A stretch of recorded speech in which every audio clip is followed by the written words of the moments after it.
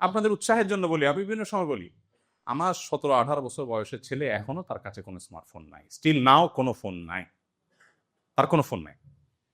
একটা button phone ছোট, এটা এই কিছুদিন আগে দেওয়া হয়েছে যে তার টিচাররা আসে, কোচিং এ যায়, পড়ালেখা করতে হয়, এতটুকু যোগাযোগের জন্য, তাও ওই বাটন ফোন, স্মার্টফোন নেই।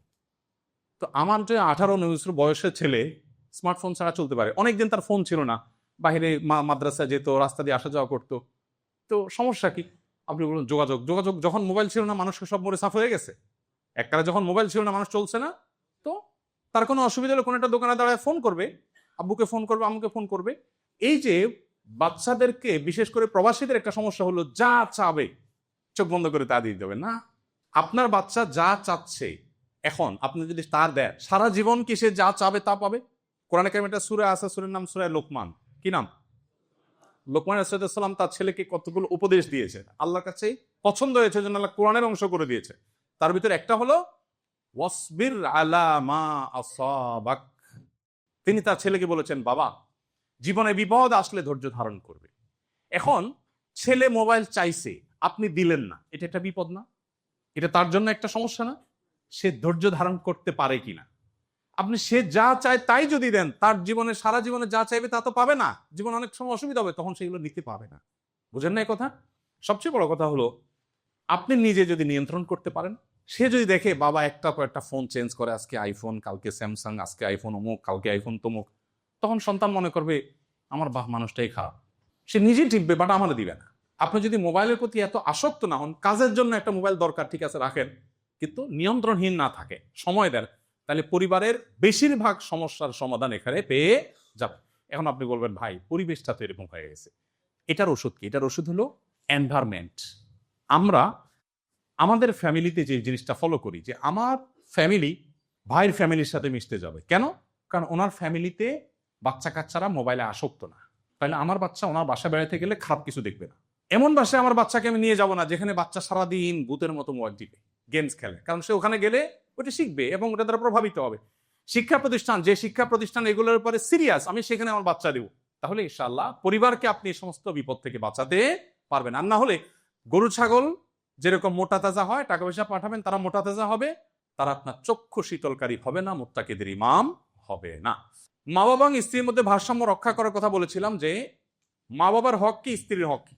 মা বাবা যদি স্ত্রীর প্রতি অন্যায় করেন, অন্যায় করবেন, লা তাআতা লিমাখলুকিন ফি মাসিয়াতিল খালিক, আল্লাহর অবাধ্য হয়ে পৃথিবীর কারোর কথা শোনার সুযোগ নেই। আল্লাহ কি জুলুম করার পারমিশন কাউকে দিয়েছেন? তাহলে সেক্ষেত্রে মা যদি স্ত্রীর বারে জুলুম করতে বলে আপনি করবেন, কিন্তু আবার মার সাথে বেয়াদবিও করা যাবে। মানে ব্যালেন্স করতে হবে। একদিকে বলতে হবে মা আমার, তোমার কথাকে আমার সবকিছুর উপর আমি রাখতে চাই, কিন্তু মা এটা তো আমি পারছি না। যদি মুখে কিছু না বলতে পারেন, অন্তত চুপ থাকে, বেয়াদবি করেন না। আবার একই কথা মা যদি অন্যায় করতে বলে, বউ যদি অন্যায় করতে বলে, আপনি কি সেটা মানবেন? মানবেন। বউ বলবে কি? বলেন, প্রবাসীদের কমন কথা কি বলে বলেন তো ভাই বোন সম্পর্কে? আলাদা হওয়ার কথা। আর কি বলে বলেন দেখি, বলেন দু একজনে। জ্বালায় মরতেছে। ভাই বোনের সম্পর্কে বলে অনেক বউ যে তুমি যে এত ভাই ভাই করো, তোমার ভাই কি একটা বার তোমার খবর নিছে? বলে কি বলে না? হ্যাঁ, এত বোন মন করতেছ, এই বোন তোমার জন্য কি করছে, তোমার বাচ্চাদের জন্য কি করছে, বলবে না সারাদিন? এক কান দিয়ে শুনবেন আর এক কান দিয়ে বাইর করে দিবে। তারা যদি কোনো অন্যায় করে সেটা এক কান দিয়ে শুনবেন আর এক কান দিয়ে বাইর করে দিবে। কিন্তু আবার অনেকে আছেন ভাই বোনের জন্য এত বেশি করেন যে শরীয়তে তাতে করতে বলেনি। অনেক প্রবাসী আছে এই কাম করেন, সারাদিন ভাই বোন রে টাকা পয়সা দিয়ে থাকেন। টাকা পয়সা দিলে তো শুধু মানুষ হয় না, শিক্ষা দেন, ট্রেনিং দেন। আসুন্নাহ ফাউন্ডেশন স্কিল ডেভেলপমেন্ট মূলক ইনস্টিটিউট আছে, আপনারা জানেন তো। ট্রেনিং দিয়ে আমরা বেকারত্ব দূর করার চেষ্টা করি। Mobile servicing training, refrigeration training, electrician training, কম্পিউটারের ট্রেনিং, বিভিন্ন রকমের ট্রেনিং আমরা দিই। আপনি ট্রেনিং সেন্টারে ভর্তি করে দেন, সে শিখুক। তারা শুধু টাকা পাঠালে তো সে অভাব দূর হবে না। অনেকে দেখা যায় মা বাপ ভাই বোনের জন্য বেশি করতে গিয়ে বউয়ের হক নষ্ট করে, সন্তানের ভবিষ্যৎ নষ্ট করে। আবার অনেকে বউ সন্তানের দিক খেয়াল করতে গিয়ে এই দিক নষ্ট করে।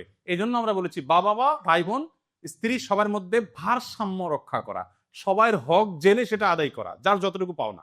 ভাই বোনের প্রতি আমার কর্তব্য আমি সেটুকু করবো। অতিরিক্ত করতে পারলে ভালো, কিন্তু অতিরিক্ত করতে গিয়ে যেন আমার ছেলে মেয়ের হক নষ্ট না হয়, বউয়ের হক নষ্ট না হয়, এই জিনিসটা আমাদের খেয়াল রাখতে হবে। এরপর হলো পরিবারের হক আদায়ের জন্য নিয়মিত দেশে আসা। অনেক প্রবাসী আছেন 10 বছর 12 বছর দেশে আসেননি, আছে না? কেন আসে না? টাকা। 17 বছর আসছে এরকম মানুষও আছে। কারোর বিপদ আছে, আসতে পারে না, ভিসার কাগজপত্রের ঝামেলা তৈরি হয়েছে বা কিছু, সেটা একটা জিনিস। কিন্তু শুধু টাকার জন্য না আসা, এটা দুর্ভাগ্যজনক। ফ্যামিলি থাকার পরও প্রতি বছরই দেশে আসার চেষ্টা করতাম, অনেক বেশি টাকা ছিল তা তো না। আচ্ছা, এটা একটা ব্যাপার। আরেকটা হলো যে সম্ভব হলে পরিবারকে বিদেশে নিয়ে যাওয়া।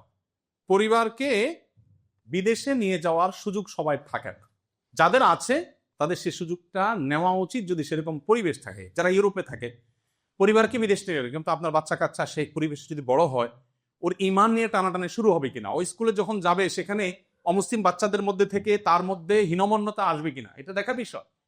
যদি সেটা হয়, খবরদার, তাহলে সবকিছুর আগে আমার ইমান রক্ষা করা, আমার আইডেন্টিটি রক্ষা করা, এটা চেষ্টা করতে হবে। আর যাদের সুযোগ আছে তারা পরিবার নিয়ে যাবেন। দেখা যায় পরিবার নিতে গেলে মা বাধা দেয়, বাবা বাধা দেয়, বউ বিদেশ নিবে কেন। তো এক্ষেত্রে ওই যে কার কতটা বাধা দেওয়ার রাইট আছে। এখন আমি কাজের জন্য বিদেশে থাকতে হচ্ছে 2 পয়সা কামাই করার জন্য, তো আমার চরিত্র হেফাজত করার জন্য আমার বউ যদি সাথে না থাকে, তাহলে আমার এই চরিত্রের দিক দেখবে কে? এটা আমাদেরকে দেখতে হয়। এই জন্য বিদেশে নেওয়ার সামর্থ্য থাকলে মা বাবা যদি নিষেধও করেন, সব ক্ষেত্রে অবশ্য সমান হবে না, প্রয়োজন আপনি কোনো আলেমের পরামর্শ নিবে। আসন্ন ফাউন্ডেশনের কল সেন্টার আছে, সকাল 8টা থেকে রাত 10টা পর্যন্ত টেলিফোনে আলেমরা আপনাদের পৃথিবীর যে কোনো প্রান্ত থেকে ফোন করবেন, আপনাদেরকে পরামর্শ দিবে, আপনি সেখান থেকে সহযোগিতা নিতে পারবেন। এরপর আসুন, একটা টার্গেট থাকবে, ঠিক আছে আমার এইটা দরকার, দেশে এতটুকু করবো, দেশে এসে আমি এটা করতে পারবো। এরপর আলহামদুলিল্লাহ, যদি ফ্যামিলি নিয়ে, সব দেশে তো সেট হওয়ার সুযোগ নেই, মিডল ইস্টে সেট হওয়ার সুযোগ নেই, মালয়েশিয়াতে সুযোগ নেই, তাহলে আমি দেশে ব্যাক করবো। আর যাদের সেটেল হওয়ার সুযোগ আছে তারাও চিন্তা করবেন সেটেল হলে আমার ইমান আমল ঠিক থাকবে কিনা, সেটা থাকলে আলহামদুলিল্লাহ, না থাকলে বাবা আমার দরকার নেই, কারণ আমার সবচেয়ে বড় ইমান আমলের বিষয়। আমরা সন্তান এবং পরিবারকে দিনদার করবার জন্য, তাদেরকে আল্লাহমুখী হিসাবে গড়ে তোলার জন্য, প্রথম বিষয় হলো যে সন্তানের দিনদারিতা রক্ষার ব্যাপারে আমাদেরকে গুরুত্ব বুঝতে হবে। গুরুত্ব ইতিমধ্যে বলা শেষ হয়ে গেছে, যে সন্তান এবং পরিবার যদি দিনদার হয়, তাহলে তারা আমার হক চিনবে, সবাইয়ের হক চিনবে, এবং সত্যিকারের শান্তিটা আমার ফ্যামিলিতে আসবে। এখন মুশকিল হলো, আমরা আসলে কি শান্তি চাই না ভাবসাব চাই? বুঝে শুনে বলতেছে, শান্তি চাই না ভাবসাব চাই? শান্তি। আচ্ছা, তাহলে যদি আল্লাহ তাআলার সাথে আপনার এখন একটা মিটের সুযোগ হয়, আল্লাহর সাথে একটা মিটের সুযোগ হলো সরাসরি, আল্লাহ যদি আপনাকে অপশন দেয় যে বান্দা 2টা অপশন দিলাম, একটা হলো একটা ব্লাঙ্ক চেক দেবো তোমাকে, ফিগার তুমি বসায় নিবা, টাকা না ডলার না ইউরো, এটা তুমি বসায় নিবে, মিলিয়ন নিবা না বিলিয়ন নিবা না ট্রিলিয়ন নিবা, এটা তোমার ব্যাপার, চেক ব্লাঙ্ক, কিন্তু সুখের গ্যারান্টি নেই, সুখ পাইতেও পারো নাও পারো। আর সেকেন্ড অপশন হলো একটা কুড়ের ঘর, কোন রকম ডাল ভাত খাওয়ার জন্য একটা টঙের দোকান, একটু বেশি জোরে বাতাস আসলে বাতাস ঢুকবে, বৃষ্টি আসলে বৃষ্টি ঢুকবে, কিন্তু শান্তির গ্যারান্টি আছে। কোনটা নিবেন? অঙ্ক বুঝে গেছেন সেই জন্য বলতেছেন।